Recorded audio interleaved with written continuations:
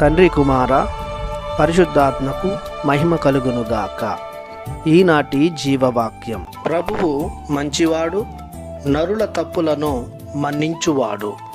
కీర్తన 86 వచనము 5.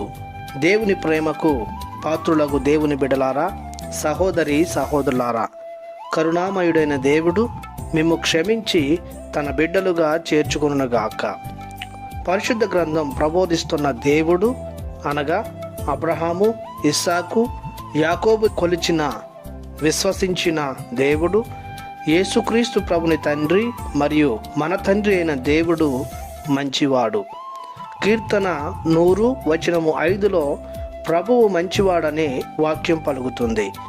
మార్కు శుభవార్త 10వ అధ్యాయము 18వ వచనంలో క్రీస్తు ప్రభువే స్వయాన దేవుడు మంచివాడని ప్రకటిస్తున్నాడు.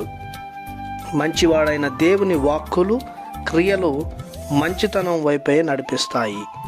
దేవుని వాక్కులు విన్నవారు, వాని ప్రకారం జీవించువారు చీకటి నుండి, దుర్వ్యసనాల నుండి, చెడు కార్యాల నుండి, పాపము నుండి బయటపడతారు.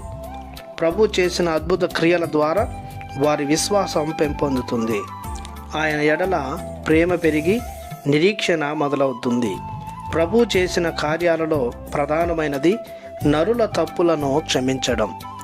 దేవునికి, తోటి నరునికి, తన వ్యక్తిత్వానికి, సకల సృష్టికి వ్యతిరేకంగా చేసిన ప్రతి తప్పును ప్రభువు తన మంచితనం వలన, తనకున్న కరుణ, ప్రేమ వలన క్షమిస్తున్నాడు. లోకంలో ఎవరు కూడా తన తోటి వారి తప్పులను క్షమించలేరు. దేవుని వలె మంచితనం ఉన్నవారు మాత్రమే క్షమిస్తారు, క్షమాపణ పొందుకుంటారు. క్షమించాలంటే ధైర్యం ఉండాలి, క్షమాపణ అడగాలంటే తెగింపు ఉండాలి. అప్పుడే క్షమాపణ అనేది సాధ్యమవుతుంది. ఇంకా దేవునిలో ఎలాంటి అవినీతి, పాపము లేదు కనుక దేవుడు మాత్రమే క్షమించే అధికారం కలిగి ఉన్నాడు. తాను అభిషేకించిన తన గురుమండలానికి ఆ అధికారాన్ని దయచేశాడు. ఆ విధంగా మంచివాడైన ప్రభువు ఆయనను ఆశ్రయించిన ప్రతి నరుని తప్పును క్షమిస్తున్నాడు. ప్రార్థించుదము. కృపా సత్య సంపూర్ణుడైన మా దేవ, మీ ఎనలేని కృపకు గాను మీకు స్తోత్రాలు చెల్లిస్తున్నాము. మీరు పరమ పవిత్రులు, మంచితనాన్ని స్వభావంగా ధరించినవారు.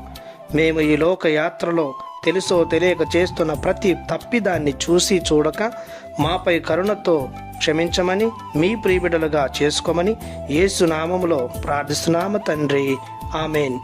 ప్రభువు మిమ్ము దీవించునుగాక. ఆమెన్.